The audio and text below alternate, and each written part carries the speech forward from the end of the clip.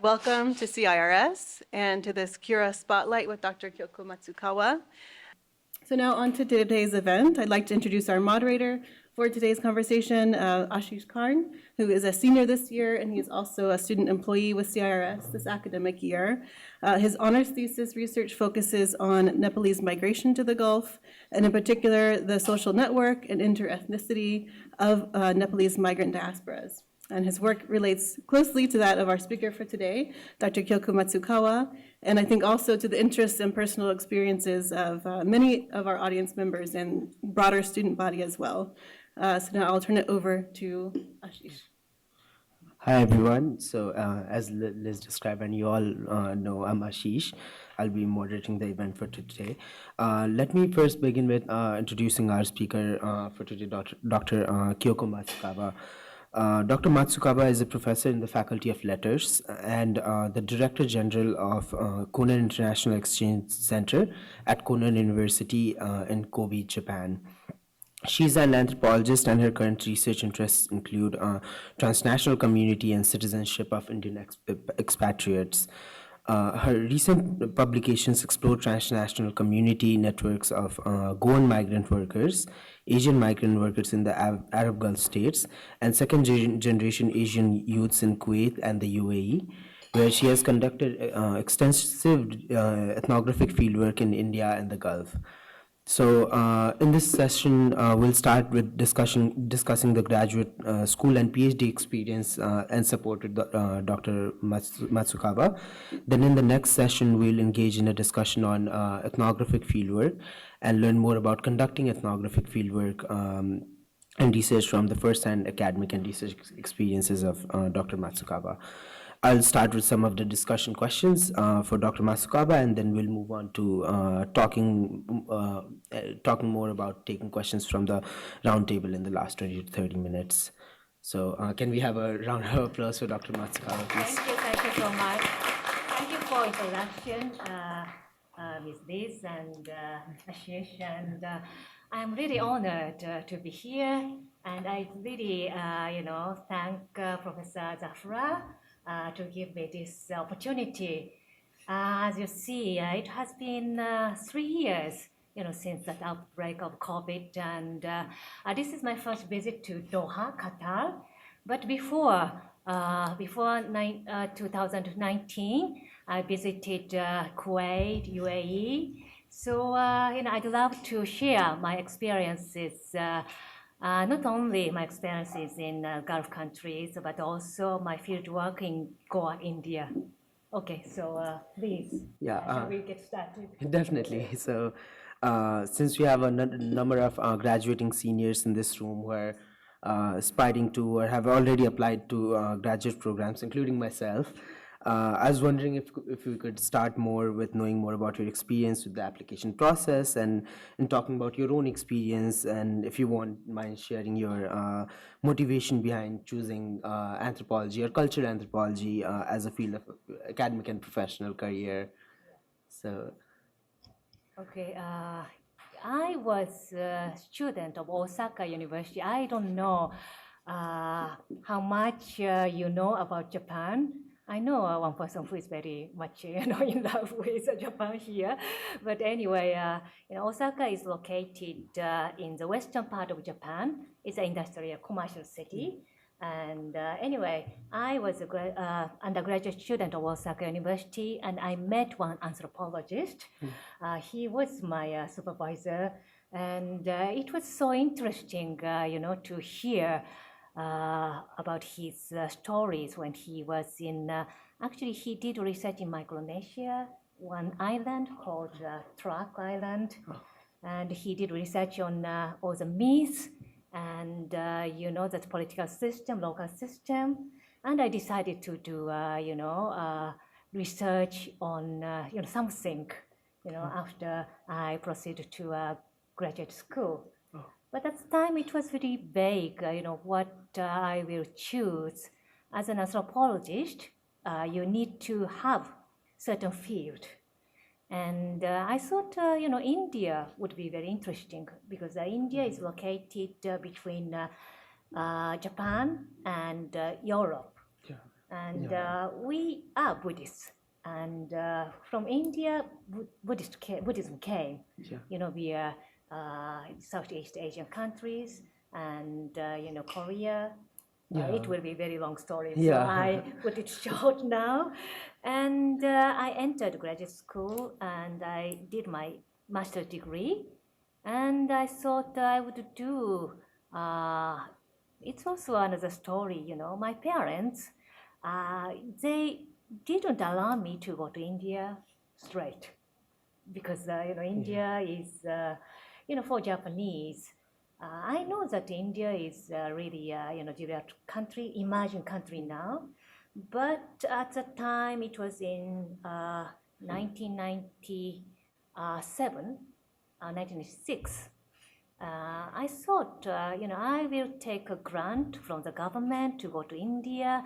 In the meantime, I go to London to take, you know, my degree. Maybe I would do a PhD in London. So I applied to LSE, London School of Economics, University of London. And at the time, you know, it was a little bit vague. I wanted to do research in Goa, India. Goa is a different kind of place compared to other Indian states. Lots of, you know, Christians are there, and Christian culture is a unique aspect of Goan society. I wanted to research something about them. Yeah. And then I went to, you know, I made an application regarding my future research. Yeah. It was rather vague, but they accepted me as I completed my MA in Japan with Osaka University, but LSE didn't accept my MA as a real MA. Yeah. I don't know why. So I became a qualifying examination student. I was, you know, I will be accepted as a PhD student after I complete all the courses which are usually done by MSc students. Yeah. Yeah, and then I managed, you know, to take courses, one extra course compared to other MSc students, and I couldn't, you know, take enough grades as they expected. Yeah. And the dean of that department, Department of Anthropology, he suggested that I should do MPhil. So I completed MPhil, and in the meantime, I managed to get scholarship or grants from Japanese government to go to India. So I said, it's okay, you know, I just say goodbye to London and go to India and proceed with my field research, and I will take my degree, PhD from Osaka University. Yeah, that is the whole story, you know, how I did my master's, MPhil, and PhD. Yeah. Yeah, that definitely sounds really like exciting, and you know, this is a really good thing. So And the only thing, you know, I can say is you need to stick to what you want to do. And there are lots of, you know, ups and downs, you know, in the course of your, you know, attempts. yeah. But you can be flexible, and in the end, you will achieve something. Yeah, definitely. Yeah, and my question is very relevant to this actually. That next question, that since you are an accomplished academic, and then you have conducted so much of extensive research, and you must have seen numerous new as well as incoming as well as passing graduate students. Is there any aspect or any suggestion about the graduate application process that you think someone would have told you when you were an applicant, or something that you'd want to share with like our students today? At least you need to know what kind of, you know, research theme you want to, you know, proceed with. Yeah. Otherwise, it's very difficult, you know, for faculty members, you know, what this person want to do and what kind of knowledge and expertise you have. So you need to show that. Yeah, exactly. Like in my own personal experience, it was really difficult for me to narrow down my interests and choose that one niche, one field which I thought would be most suitable for my research. And universities today, they offer so many distinct faculties and programs to choose from, and it becomes quite confusing for students to stick to one, or like choose this one distinct from the other. And I was also wondering if you had any thoughts on this, as to the choice of students in one particular field, and then how to take choose like this one field. You need to read as much as Yeah. possible. That's the Yeah. only advice I can give you. And of course, compared to my days when I was a graduate student, at that time, there are not so much materials available online. Yeah. Now there are so much, and it's very difficult for all of you to choose what to read. Yeah. But try to find, let's say a couple of authors, couple of, researchers who do research, which is relevant to your research topic. Yeah. And then it's very easy for you to narrow down your topic. Yeah, exactly. What has not been researched so far. Yeah. You need to, contextualize your research topic. Yeah. And for that, you really need to do reading. Yeah, That's what definitely. I, give, I always give my undergraduate students too, this kind of advice. But recently, it's very difficult for you to read articles. Yeah, definitely. anyway. Yeah. Moving on to like the next section, which is more catered towards cultural anthropology and your research in migration. Let me just start by asking this question on cultural anthropology, and then what aspects of it, and it's a very personal question to me, that what aspects of it do you find most challenging, and as such, were there any turning points in your academic and professional career that you might think might have impacted your academic and professional trajectory? But at the same time, there's like so much good about this too, so I'd want to know more about your experience with cultural anthropology in general. Yeah, cultural anthropology is a discipline which requires, not only, field experience. You need to have rapport. You need to be, how can I put it? You need to enter the society itself. And it was very hard for me in the beginning, when I went to Goa. I don't know how much you know about Goa. It's located, I will show you. Yes, it's, yeah, this is a map of Indian Yeah. subcontinent, and you can see very small, tiny state. It has got only 1.5 million population, and it's a former Portuguese colony. And there, people can speak English very fluently. Yeah. But as an anthropologist, I knew that I need to master local language. Yeah, The language which is called Konkani. But, my local guide at Goan University, I was a visiting student of the Department of Sociology, Goan University at that time.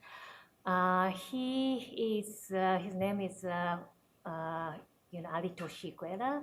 Unfortunately, he passed away in the year of 2019. But anyway, he asked me this question: which Konkani do you want to master? That was really weird question for me.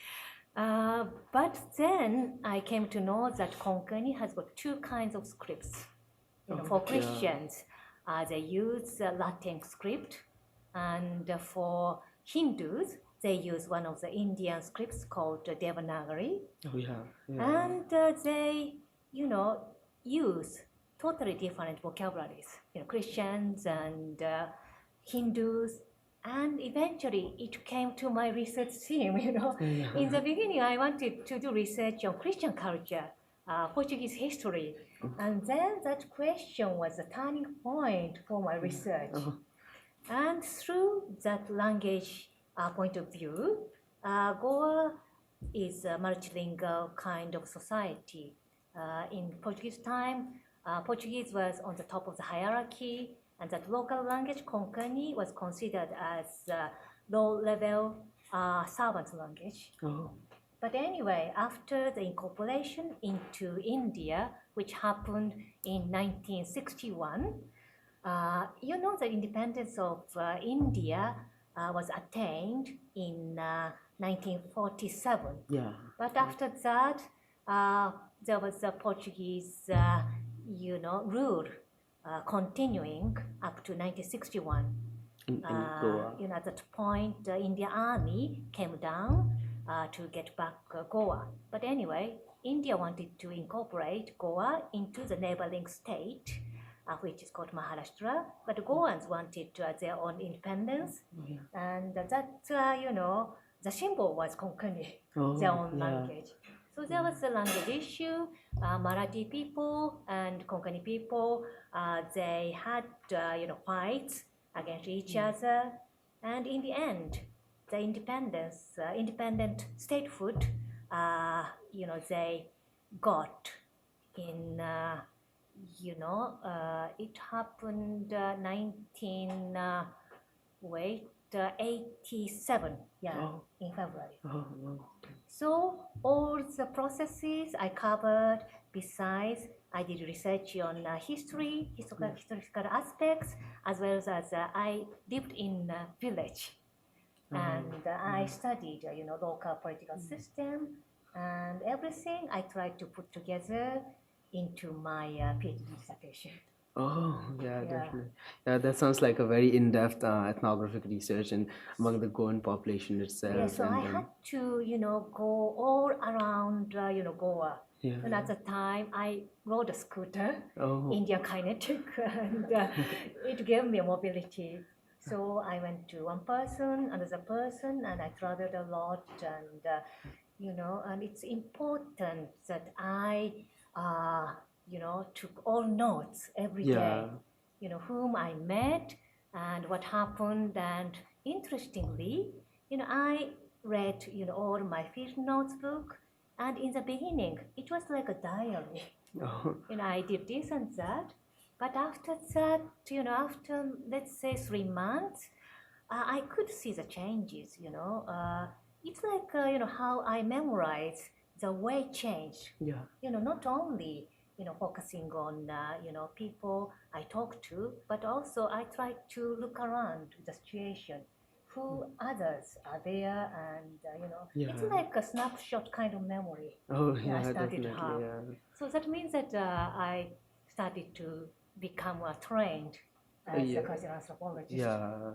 Yeah. But like just in talking about your fieldwork experience, like I just had this question that how did you or why did you identify that an ethnographic approach would be like the most suitable or the most viable way to conduct your research and how did you see your graduate training or your graduate learning at Osaka or even at LSE sort of contributing to this fieldwork experience as into what elements were most significant When there? I was an undergraduate student, my professor, my supervisor arranged a trip to a small village in Ishikawa prefecture. Oh. It's how can I say, a little bit far away from Osaka, and from the nearest station, you had to take a bus, and it took 1 hour.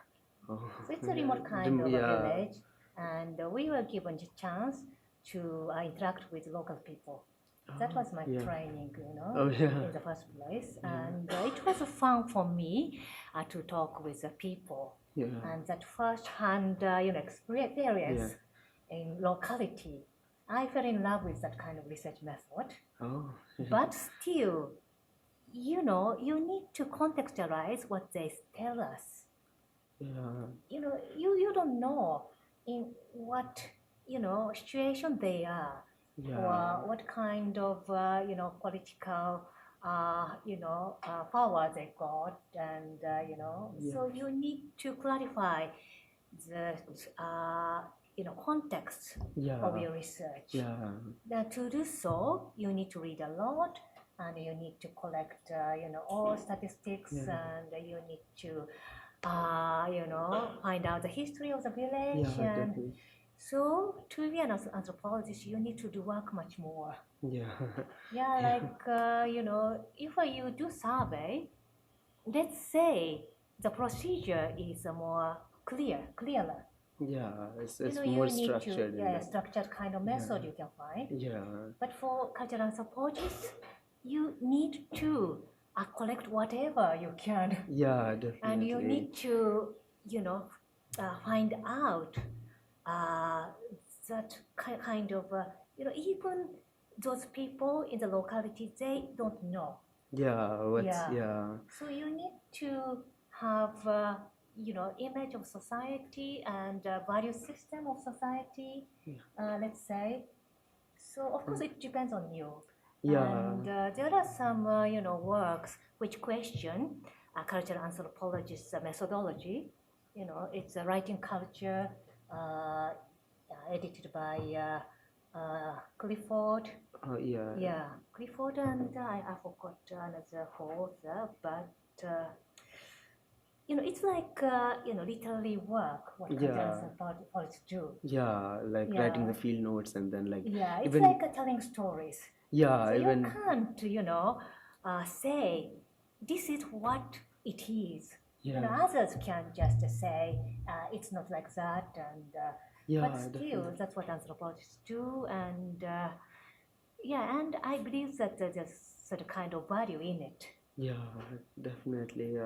And even like there was this idea about, like when you take your field notes and then you have to translate that on paper, that requires a lot of effort, which, for instance, when I was starting with ethnographic research as this method, like there was this conflict between what is on the paper or what is in my notes, and then how do you translate it in actual written piece or an actual ethnographic account that you're going to send out for publication or you're going to submit for anything. So that's really like something that I feel like is should be emphasized in training of ethnographic research. Yeah, I didn't know, how much data I should collect while I was doing my field research. And let's say I could make use of only 30% of the data I collected, for my PhD dissertation. Because it's, the matter of how to narrow down, what structure of, your discussion you need to, come up with for your PhD dissertation. And for that, I struggled a lot. Yeah, and I finished my field work in September 2001, and I went back to Japan, and I started to read more materials in Japan. And then I started to wonder, oh no, I should have collected this data and that data. And I went back to Goa in 2002, 2003. And in the meantime, I got a post of a research associate, and I was a bit busy, and I managed to submit my dissertation in December 2005. So it took me 4 years for writing. That's a really rigorous process that requires a lot of commitment, right? Yeah, true. And then, moving on to like our next section, since we're also almost running out of time. Oh, that's true. So, like I had a question about migration in specific. And are there any parallels that you feel like you'd be able to draw between the migration of South Asia to the Gulf, and then the migratory patterns of Japan per se? Since yeah, I just I put some data together here, and I became interested in that migrations of Goans to Gulf country. During my fieldwork, I came across many people who said to me, oh, my relatives are in Kuwait or in the UAE, Dubai, and that took me to Dubai in the year of 2007. And I came to know that there are many second generation, migrants, people like you, and that became my research topic of recent ones. And here you all have got temporary status. Yeah, And definitely. you are considered as a temporary residents, and it's the same for for Japan. As you can see in that slide, Japan's immigration policies, they consider foreign residents as temporary residents and workers. Yeah. So we don't expect foreigners to reside for longer period. Yeah. But we have that permanent residency status. And if you reside in Japan for more than 10 years, you are entitled to apply for that permanent residency. Or if you are the spouse of a Japanese national, after 3 years, you can apply for that. Oh, yeah. Like, my partner is, he's from Finland. And after 3 years, after he came to Japan and we got married, and after 3 years, he managed to apply. Yeah, and he got permanent residency. Yeah, but then there's this idea of temporariness that is very centered to these places, like places specific to the Gulf. Yeah. And I was wondering if you feel there's any parallels in that, like in the sense of any not the permanent stay, but even though people end up staying like in the Gulf for so long, and then is there some kind of feeling in Japan too? Yeah, I can see the parallels, here and in Japan, because some foreigners, in 1990, Japan decided to accept, people of, Japanese origin. There are many Japanese who migrated to, South America, like Brazil and Peru. Yeah. And Japan started to accept them. At the time, Japan's economy was booming, and we needed more workers. Yeah. So we started to receive those people, and they, continually stay in Japan. And, second generation, third generation. But the thing is that, it's different from the Gulf country. Here, you can use English. Yeah. To, do everything, almost everything. But in Japan, you need Japanese. You need to be fluent in Japanese language. Yeah. That is, biggest hurdle for foreigners, I think. Yeah. And we don't have, local schools like here. You can find the schools which curricula follow, let's say, Indian curricula, or I don't know about Nepali schools. You can find schools with Nepali curricula. I don't think in Qatar there are many Nepali schools, but in general, in Dubai. Yeah, in Dubai, or we do have some Indian schools or even Pakistani schools that, yeah. So, those foreign children, they need to go to a Japanese school. They struggle so much. Yeah. And unfortunately, we can't give that much support to them. That is, we need to resolve. Yeah, there's one huge policy implication to that kind of. And there are some, communities, local communities, those Japanese Brazilian communities, they got that supporting system. But still, unless we accept, foreign residents as immigrants, who would, settle down in Japan for a longer term, we can't resolve this issue. That's there's my always feeling. this transnational element to it that but also like since we have to like.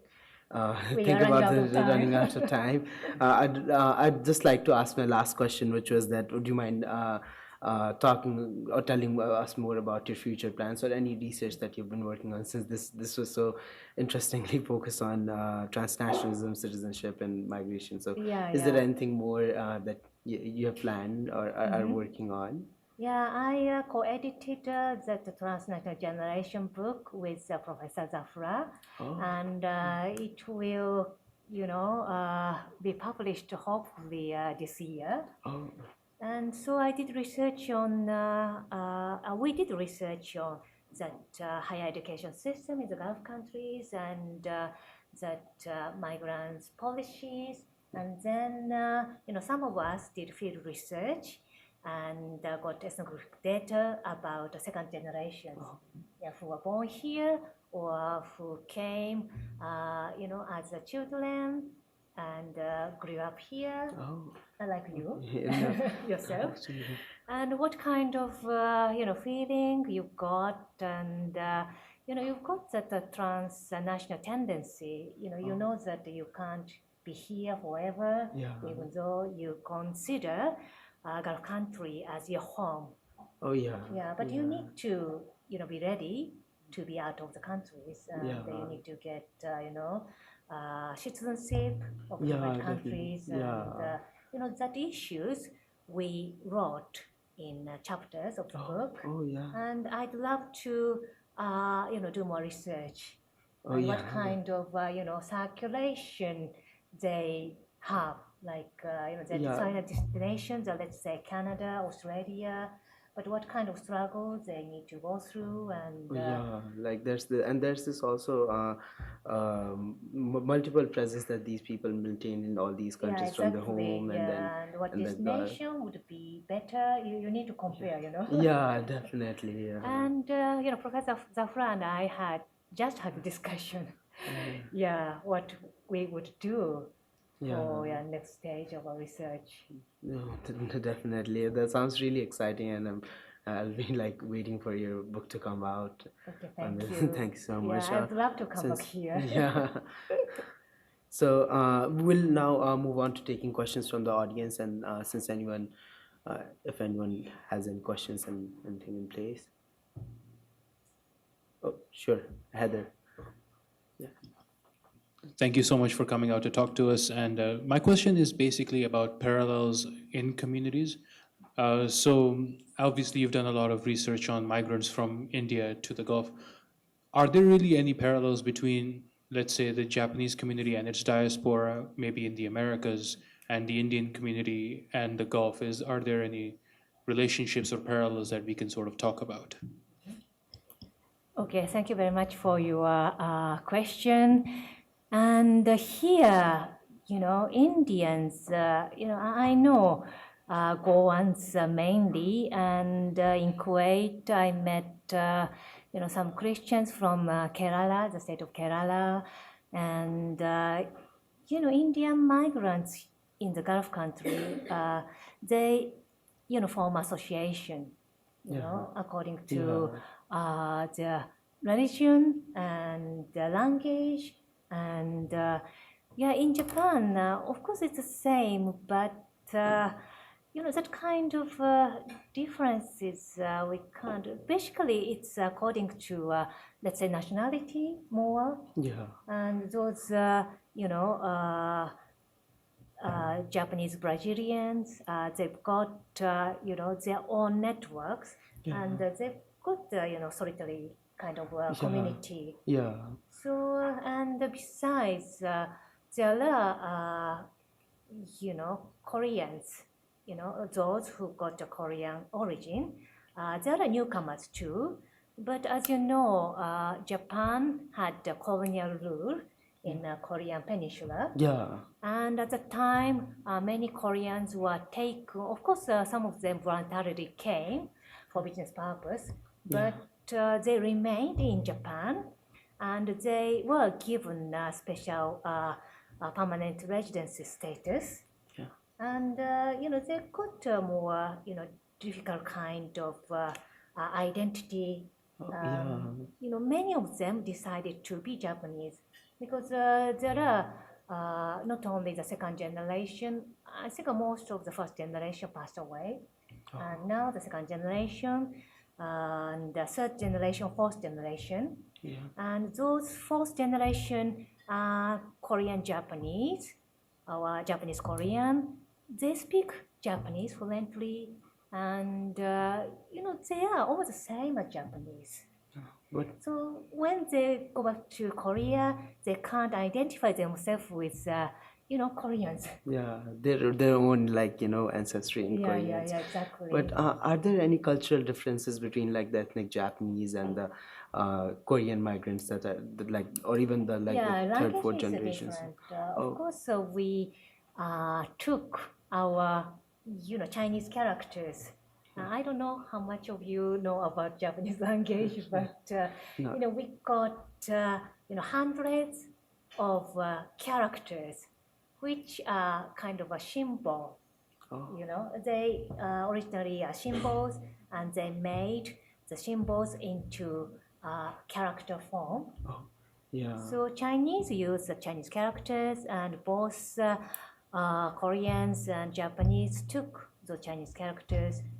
We Japanese still use Chinese characters, but Koreans, they started to use Korean scripts, and they don't use Chinese characters anymore.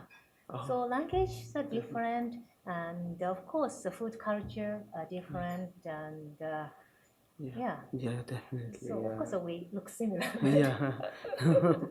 Yeah. Do you have any more, John? Thank you. Hello. I'd just like to thank you for coming here to Georgetown Qatar to share your expertise.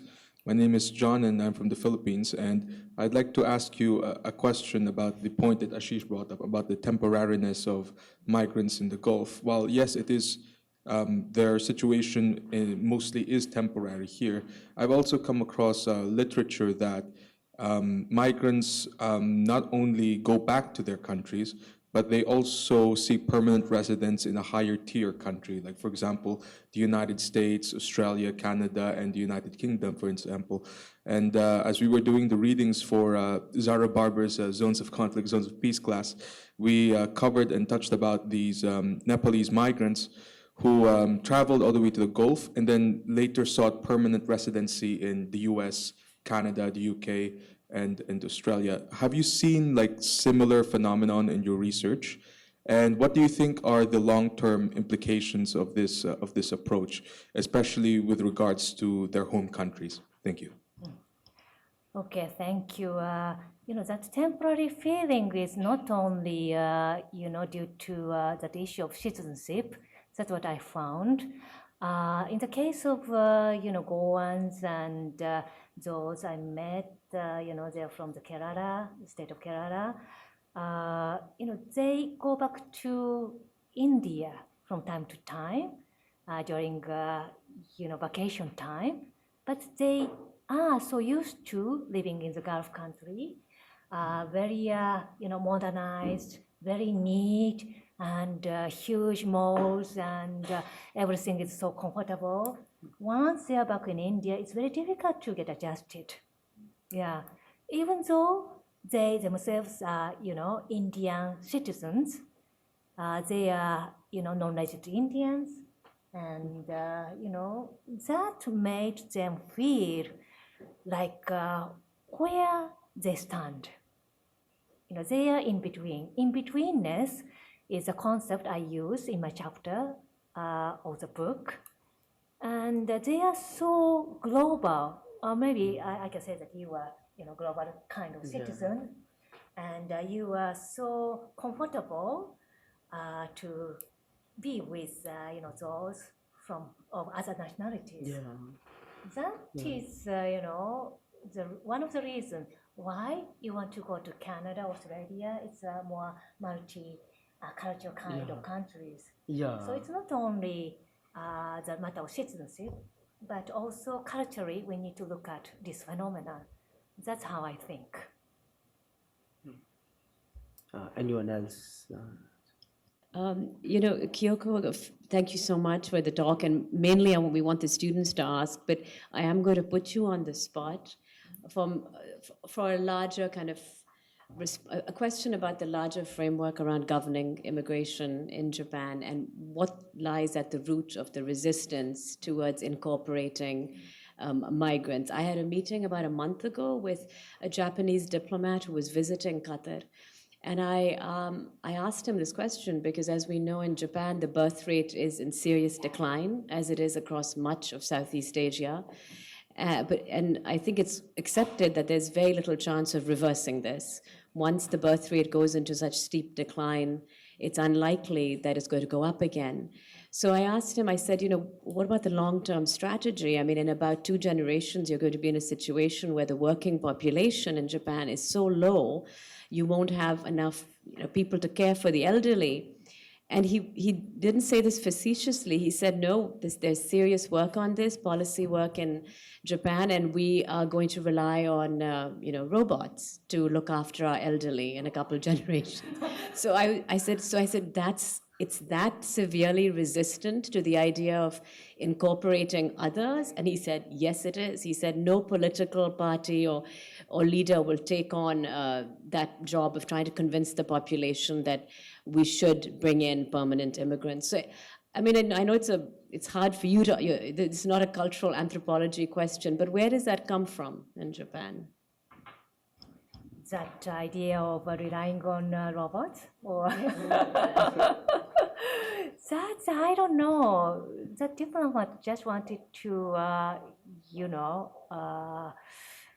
they, I think COVID, prevented us from facing this issue. And, we got a lot, to discuss, and we are not satisfied with, Japanese government policies. They really need to face these challenges. And, there are, foreigners, and we can see, let's say,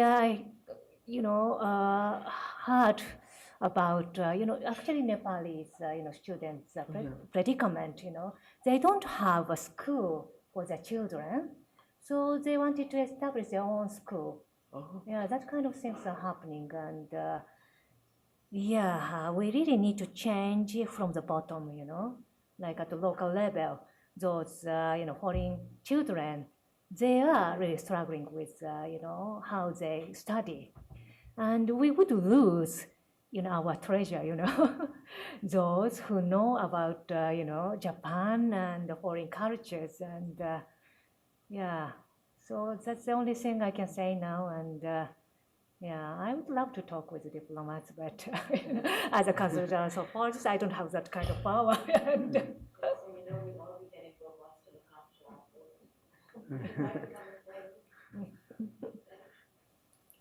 If not, I have one last question about your work on transnationalism, citizenship, and migration per se. So since I'm also interested in something very similar, I wanted to know more about your understanding of transnationalism as to say how did you see the migrant populations you interviewed or you conducted your research on to maintain a connection between their home and host countries, in the sense that which is something that I found very relevant in the case of Nepali migrants in the Gulf. So is there anything that you noticed similar?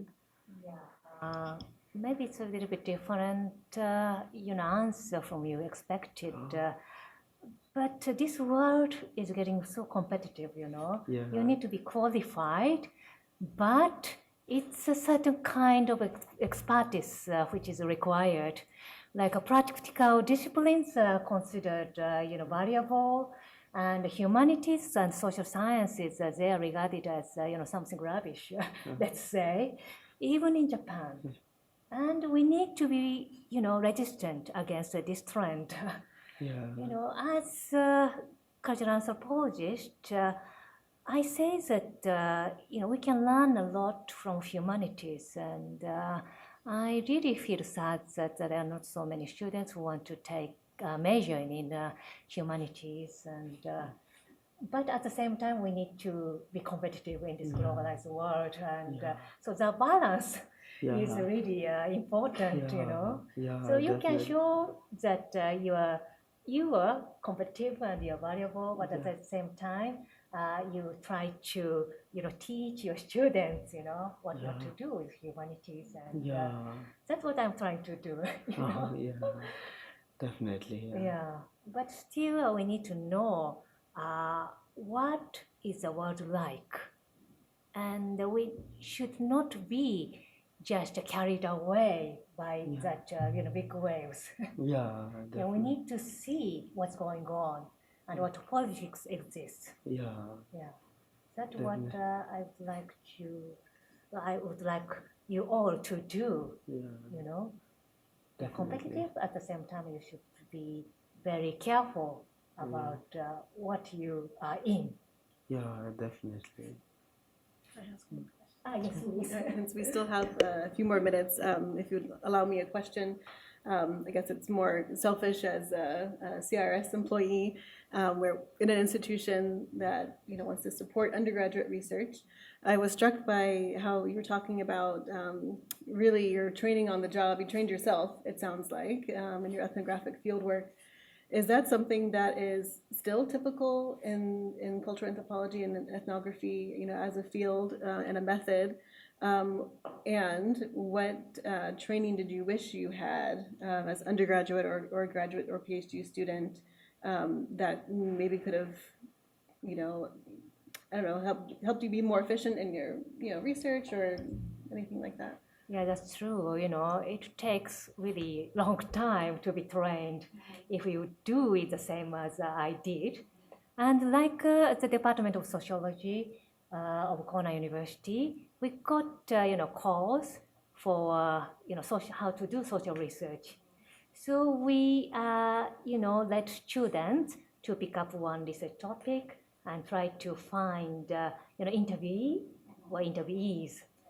And, let them first approach those interviewees on their own. You need to write a letter in a good way, and I teach them how to write a letter, and I just send them to those interviewees on their own. And of course, before that, I help them, put all the questions together. And after that, they come back and they write, what they found and the analysis. And, we put their reports together and publish in one report. So that kind of training course we have now. So we have, better methodology of how to be trained now. And maybe we can share those kinds of methodology together and globally. How we can, train students. We can figure them out. It sounds like you're trying to give to your students what maybe you didn't get yourself while you were doing your training for your. For myself, it's as a director of International Exchange Center, I hardly have got my own time to train myself, but I try to listen to other researchers' experiences, and especially COVID. Change the situation, how to do research, and even online research you can conduct. So I need to update myself regarding that kind of new trends. Yeah, and there's a plethora of new research that's coming in every day, and then you just have to keep up to date with like all that's going on in the world. Exactly. Yeah. Thank you for being here. Okay, thank you so much. And it was very exciting, to be here.